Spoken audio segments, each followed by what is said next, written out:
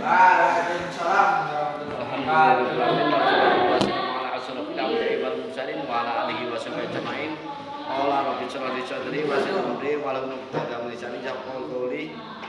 Puji syukur kepada Allah Subhanahu wa taala yang telah memberikan rahmat, taufik serta hidayahnya sehingga kita dapat bermuajah atau berkumpul kembali di SMK yang kita cintai dalam keadaan sehat walafiat. Salawat serta salam semoga selalu tercurahkan kepada kerabat kita Nabi Muhammad SAW yang selalu kita nantikan sampai di amanah Allahumma amin. Ya alhamdulillah ini anak-anak sekarang mengingat kita kemarin libur hidup lama. Nah, kita berjumpa atau bertatap muka kembali antara pembelajaran pendidikan agama Islam dengan pengerti. Kita meneruskan kembali. Untuk kemarin pelajaran sebelumnya itu kita materinya menyampaikan persaudaraan atau yang disebut dengan ukhuwah. Nah ini, itu udah kita pelajari. Sekarang kita lanjutkan ke pelajaran berikutnya yaitu yang B tentang ayat-ayat Al-Quran tentang pengendalian diri, prasangka baik dan persaudaraan. Nah di sini halaman 93. Kita di sini akan membahas Al-Quran surah Al-Hujurat ayat 12. Nih. A'udzubillahi minasyaitonirrajim. Bismillahirrahmanirrahim. Ya ayyuhalladzina amanu ijtanibu katsiran min dhann. Inna ba'dadhanna ismun wa la tajassasu wa la yaghtab ba'dukum ba'dha. Ayuhai wa ahadukum ayyakula lahma akhihi mitana wa karihtumu wa taqullaha innallaha tawwabur rahim. Wahai orang-orang yang beriman, jauhilah banyak dari prasangka, sesungguhnya sebagian prasangka itu dosa, dan janganlah kamu mencari-cari kesalahan orang lain, dan janganlah ada di antara kamu yang menggunjing sebagian yang lain. Apakah ada di antara kamu yang suka memakan daging saudaranya yang sudah mati, tentu kamu merasa sedih dan bertakwalah kepada Allah. Sesungguhnya Allah Maha penerima taubat, Maha penyayang. Nah di sini kita dituntut untuk menjauhi suatu prasangka. Nah, prasangka itu adalah suatu pikiran ya menduga-duga yang bersifat negatif, yang itu akan menjatuhkan orang lain. Contoh, kayak ini teko Jakarta, jangan-jangan kayak ini COVID corona, jangan-jangan kayak seorang teroris. Itu kita nggak boleh berkata demikian karena kita belum mempunyai suatu barang bukti yang valid, sehingga tuduhan tersebut bisa menjatuhkan kredibilitas orang lain atau orang yang kita tuduh. Nah ini, itu nggak boleh. Makanya kita harus menghindarkan hal-hal yang demikian. Sifat curiga itu kita hindarkan. Nggak boleh berburuk sangka. Kalau kita mempunyai demikian, sifat demikian, kita itu tidak akan pernah rukun dengan keluarga kita, pasti akan terpecah dan akan semakin jauh dengan keluarga kita. Nah, kemudian di sini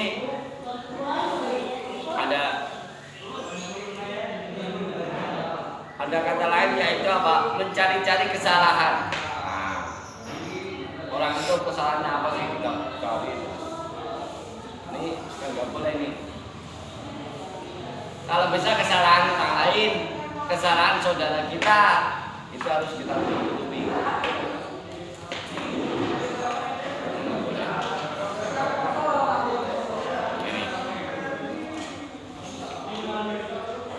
Karena barang siapa orang yang mau menutupi kesalahan atau aib orang lain, niscaya Allah nanti akan menutupi aibnya atau kesalahannya nanti di akhirat. Kemudian di sini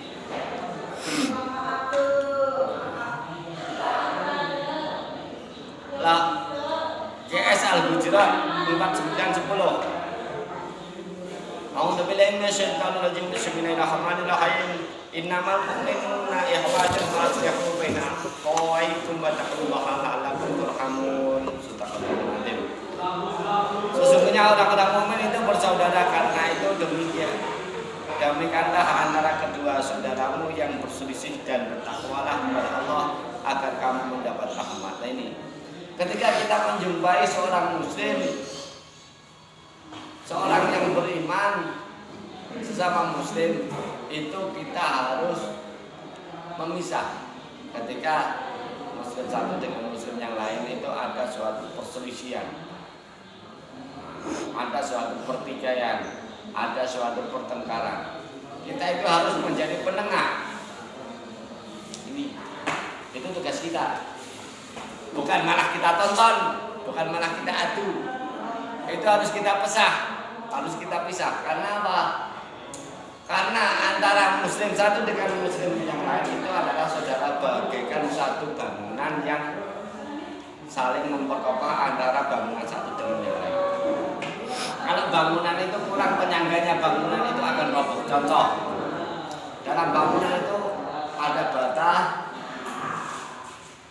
kemudian ada saka, ada genteng. Nah ini semua bekerja sama untuk kalau antara bata, saka dan genteng itu nggak mau bekerja sama, itu nggak akan bekerja. Muslim ya, muslim satu, muslim A, B, C itu harus saling koordinasi, tidak ada pertikaian. Nah, karena apa? Sekarang muslim itu banyak sekali.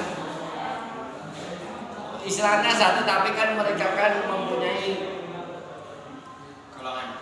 golongan masing-masing. Ada NU, ada Muhammadiyah, ada Wahabiyah, dan lain-lain itu masih banyak. Nah, mereka itu semuanya saudara kita. Jangan cuma ada perbedaan sedikit kita jadi pecah. Itu enggak jadi suatu problem. Kalau masih Tuhan kita Allah, masih Nabi kita Muhammad, masih kitab kita Al-Quran, itu masih saudara kita. Masih mengucapkan 2 kalimat syahadat, asyhadu an la ilaha illallah wa asyhadu anna Muhammadar Rasulullah, dan kalimat tauhid pun masih sama, la ilaha illallah Muhammadur Rasulullah. Itulah saudara kita. Itu nggak usah diperdebatkan. Debat. Kalau debat sama muslim, kira-kira orang itu benar-benar mau menjalankan apa enggak? Kalau debat kok percuma, antara sholat siaran, waktu ibadah. Orang berdebat itu adalah mencari sumber yang benar-benar konkret, dan itu harus diperjalankan. Bukan hanya dijadikan cuma perdebatan tapi nggak menjalankan. Ini adalah orang yang zalim. Orang berani debat itu berani menjalankan. Karena apa? Inti dari debat adalah menggali sumber informasi yang berjalan. Pemrah. Ngomong dulu weh. Orang Pak.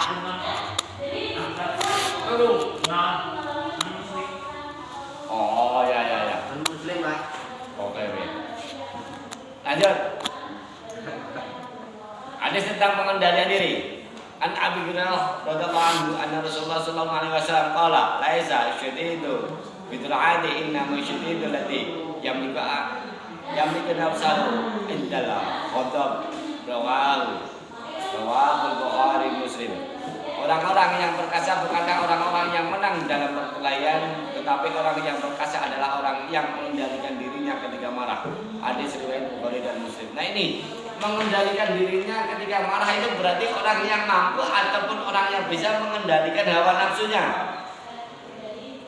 Nah ini, orang yang selamat nanti adalah orang yang bisa mengendalikan hawa nafsunya, bukan orang yang diberbudak oleh hawa nafsu.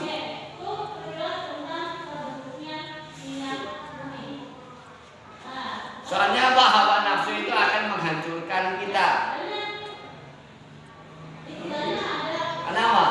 manusia itu dikasih nafsu oleh Allah. Nah, nafsu ini mau kita gunakan kayak apa? Mau pakai nafsu yang bersifat malaikat atau nafsu yang bersifat setonia? Nah, ini nafsu yang bersifat malaikat itu adalah nafsu apa? Satu, berzikir, berzakat, beristighfar, bersedekah. Itu yang bernuansa malaikat. Berzikir terus kepada Allah. Tapi kalau nafsu yang bersifat setonia, yaitu pemabuk, contoh, pezina, contoh, pemerkosa, contoh, pembunuh, penjudi, orang-orang yang melakukan kemaksiatan. Nah, ini Pak, memaksiatkan dosa dari rawa bos Pak, besok kan Allah kan ngapura sih. Angger kerong ngapura kerong tobat mati dhisik. Karena hidup dan mati seseorang itu tidak akan tahu. Makanya ketika orang itu mau bertobat itu harus bergegas bertobat, jangan mengundur-undur waktu. Nanti kalau ketika kita mati kita tidak bertobat, aja Allah akan pergi. Manusia itu semua tidak ada manusia yang sempurna, tetapi manusia yang bagus, manusia yang baik adalah manusia yang selalu memperbaiki kesalahannya. Amin. Semua manusia itu pasti dan yakin berbuat kesalahan. Tapi manusia yang baik adalah manusia yang mau memperbaiki kesalahannya. Yakin? Siapa mau ngomong kayak gitu? Sing kurang paham nang apa? Ini salah. Kalian buka halaman 100. Masalah ambil yang penting-penting pokoknya aja. Masalah kisah-kisah nanti Opil dan Habil itu kalian baca sendiri. Pengendalian diri atau mujahadah nafas. Nah, di sini bersabar dengan baik, membalas terhadap ejekan atau cemoohan teman yang tidak suka terhadap kamu. Nah, ini memaafkan kesalahan teman dan orang lain yang berbuat aniaya kepada kita. Yang nomor 1, bersabar dengan tidak membalas terhadap ejekan atau cemoohan teman yang tidak suka terhadap kita. Ini kita dianiaya, demo, diajak sabar.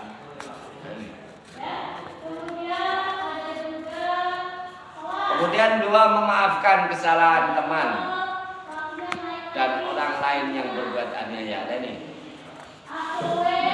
Jadi orang yang kuat itu bukan orang yang berbadan besi, bukan orang yang tinggi badannya, bukan orang yang kaya raya, bukan orang yang terhormat, tetapi orang yang mampu secara ikhlas memaafkan kesalahan orang lain. Itulah orang yang kuat.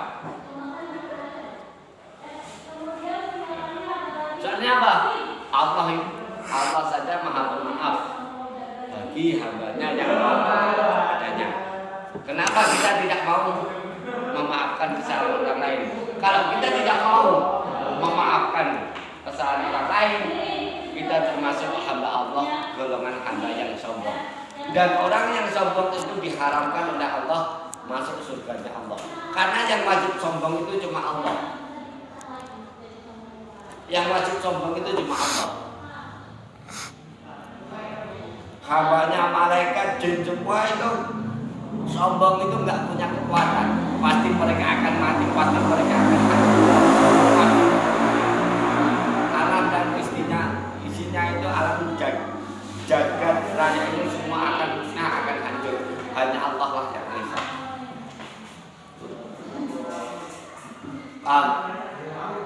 Mulanya rasa sombong. Lihat itu padi-padi itu semakin banyak isinya, padi itu semakin merunduk. Jadi orang semakin banyak bertambah ilmunya, semakin bertambah hartanya, semakin bertambah kedudukannya, harus semakin merendah, bukan menyombongkan diri. Nah, ini itu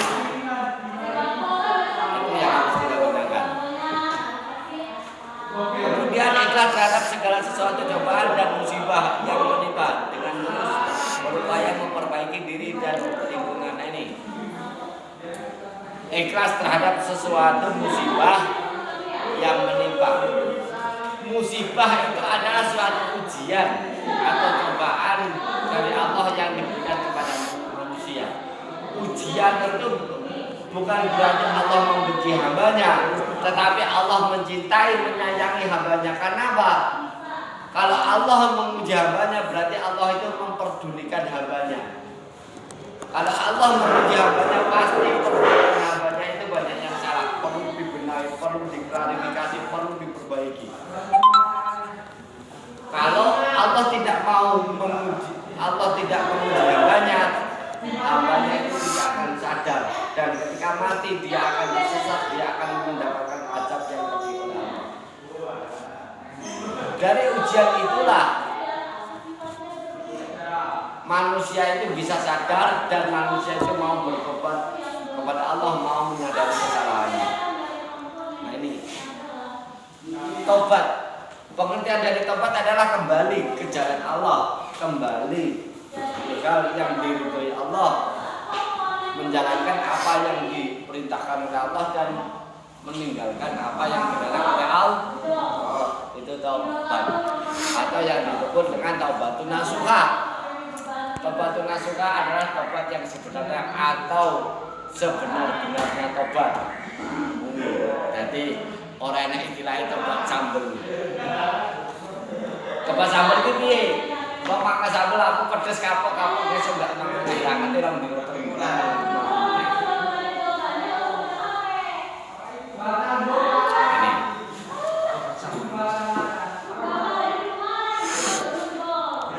Kemudian menjauhi sifat dengki atau iri hati kepada orang lain dengan tidak membalas kedengkian mereka kepada kita. Ini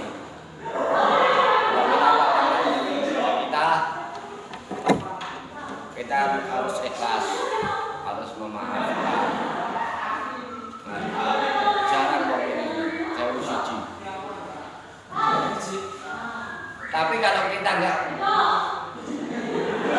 mau belajar, kita tidak akan bisa selama-lamanya. Ini.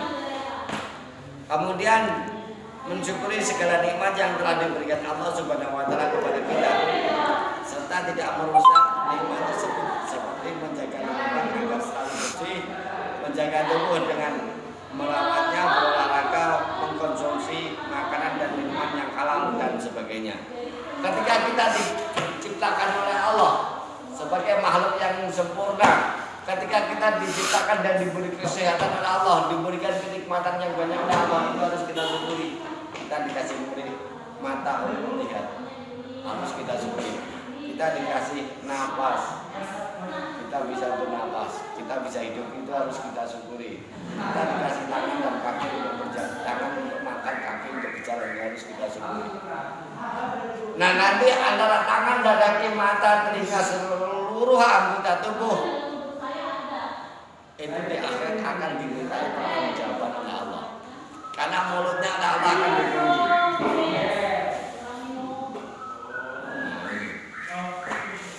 Apa iya Pak? Wong urip mati bar mati kok urip meneh. Saya tidak takut. Apa iya ya kowe teko air mani kok iso wujud dadi wong. Dan kowe nang wetenge ibumu 9 bulan kok iso urip ora mati. Padahal wetenge ibumu ngumpet ora bono. Iya apa ora? Hah? Iya Pak? Iya. Siapa yang memberikan kamu kehidupan? Allah. Dari apa? Dari nutfah dari saliwan di tanah dari sperma kamu diciptakan. Jadi gumpalan darah, jadi gumpalan daging. Kemudian Allah meniupkan ruh sehingga hiduplah menjadi manusia. Ini ada proses proses. Ada orang gandang, ada orang elek, ada orang ayu, ada orang elek. Kue semua itu berjodoh. Orang ganteng-ganteng kabeh, orang ayu kabeh. Angger ganteng ayu kabeh. Wong ora sebut angger suke-suke kabeh, ora nek sing lan wong kuwi ra gelem kerja sing larat. Wong sugih kuwi ra gelem sedekah. Kuwi lah kehadiran Allah. Jadi manusia itu diciptakan secara nafsi-nafsi.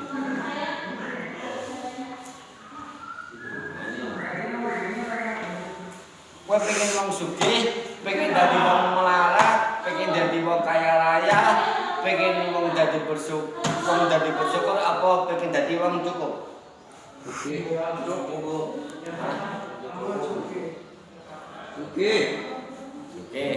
Bersyukur terus.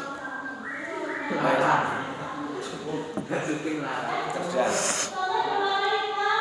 Apa? Terus apa nih? Enggak kurang, enggak lebih. Syukur. Bersyukur itu yang mahal. Karena orang bersyukur ke apapun yang terjadi, dimanapun dan kapanpun, dia itu selalu bersyukur kepada Allah. Wong sugih ora syukur kufur.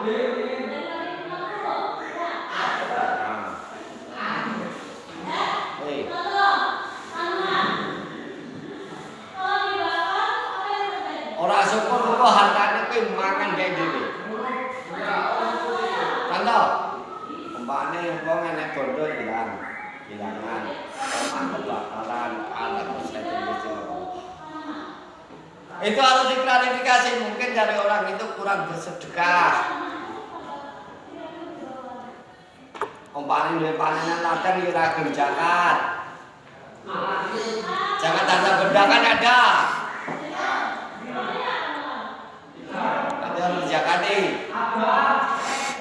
Kalau udah sampai satu nisab itu harus dizakati.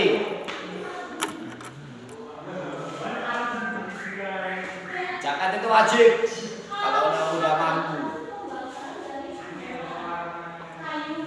Contoh, kalau kalian udah mampu nanti zakat fitrah ini akan kita laksanakan.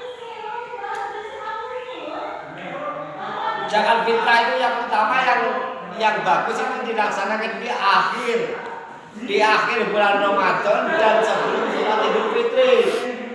Kalau zakat fitrah itu dilaksanakan sesudah sholat Idul Fitri, itu namanya sedekah biasa bukan zakat. Ini harus jelas. Tahu lagi ya, zakat fitrah itu yang bagus dilaksanakan di akhir bulan Ramadan tapi sebelum sholat Idul Fitri. Ya.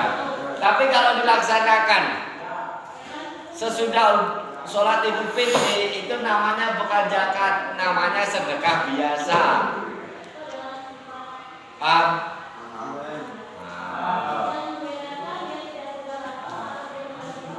Nyinggung nyampe sakmu kan diri aja paham bahasa aku zakat mana. Jadi kita takon. Posone itu piro? Alhamdulillah. Puasanya sekarang dapat berapa? Tidak. Sekarang nanti sama. Dapat berapa? 10. Apaan?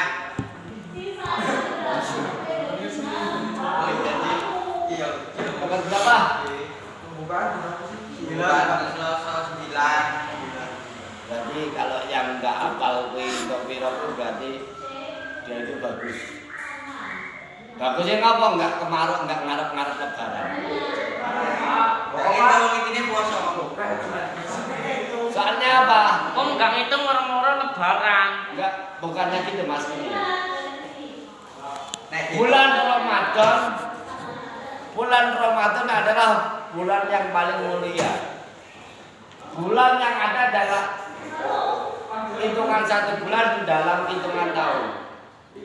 Nah, nih. Bulan yang paling mulia adalah bulan Ramadan. Di dalam bulan Ramadan itu nanti di akhirnya itu antara tanggal di malam-malam ganjil itu akan ada namanya malam Lailatul Qadar. Malam Lailatul Qadar itu adalah malam 1000 bulan. Nah ini. Makanya wong lak sing gelem menjalankan bulan Ramadan secara ikhlas karena Allah Ta'ala.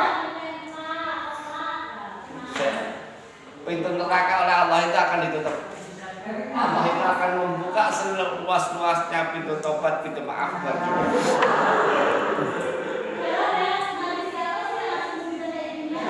Allah akan melipat gandakan amal ibadahnya.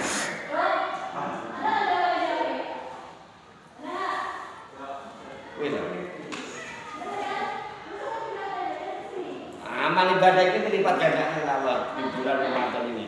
Makanya manfaatkanlah bulan Ramadan ini dengan banyak-banyak beribadah, banyak bersedekah, ojo ngrasani panggone, ya, ojo ngapusi, jangan menggunjing orang lain. Coba kita lawan hawa nafsu kita selama 1 bulan ini. Karena siapa tahu Ramadan ini adalah Ramadan yang terakhir bagi kita. Setelah itu kita tidak tahu ketemu Ramadan lagi. Makanya kita meninggal. Namanya hidup, sakit dan matinya seseorang, orang itu tidak akan tahu. Makanya kita benar-benar manfaatkan waktu. Kita manfaatkan apa yang ada. Ramadan, kita jalankan puasa Ramadan, kita jalankan sholat tarawih, kita jalankan tadarusan, perbanyak sedekah. Ya. Paham? Ada pertanyaan? Silakan. Yuk, kalau ada pertanyaan silakan. Kalau nggak ada yang tanya, gua aku sing takut lah. Yuk, kalau ada yang tanya silakan.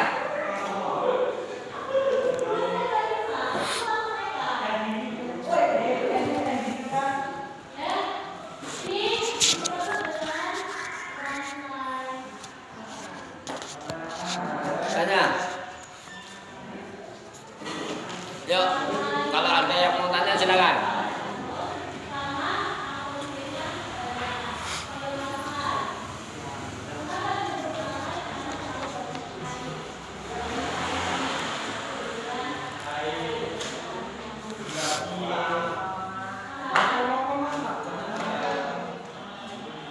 Nggak ada yang tanya? Berarti harus paham nih. Sekarang kita ke bab 6. Bab 7 ya. Malaikat selalu bersamaku. Ya. Malaikat selalu bersamaku, halaman 105. Nah, di sini. Di sini kita akan membahas yang pertama, yaitu memahami makna beriman kepada malaikat, nama-nama malaikat dan tugasnya, perilaku yang mencerminkan iman kepada malaikat. Nah, ini di sini.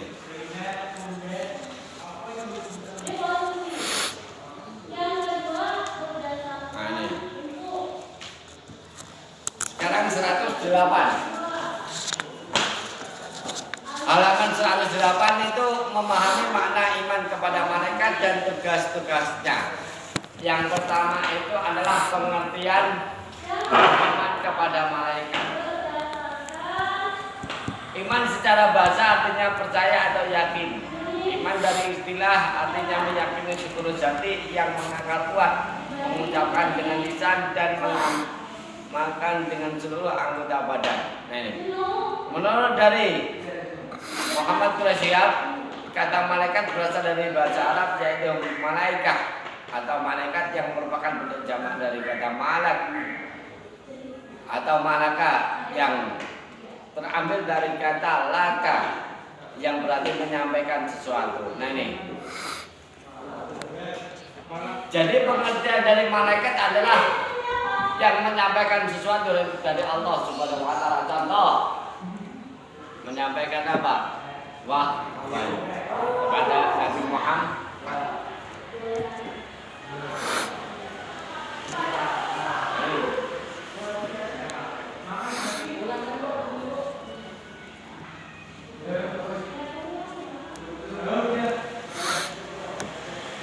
Kemudian di sini pengertian dari iman kepada malaikat adalah meyakini dengan sepenuh hati bahwa Allah Subhanahu wa taala menciptakan malaikat sebagai makhluk gaib yang diutus untuk melaksanakan segala perintahnya. Jadi malaikat itu adalah satu-satunya makhluk Allah yang benar-benar patuh kepada Allah dan tidak pernah membantah perintah dari Allah. Malaikat itu oleh Allah diciptakan dari nur ataupun cahaya. Malaikat itu tidak diberikan hawa nafsu oleh Allah. Malaikat itu selalu berzikir kepada Allah, selalu bertakwa kepada Allah, selalu beriman kepada Allah. Malaikat itu tidak diberi nafsu oleh Allah.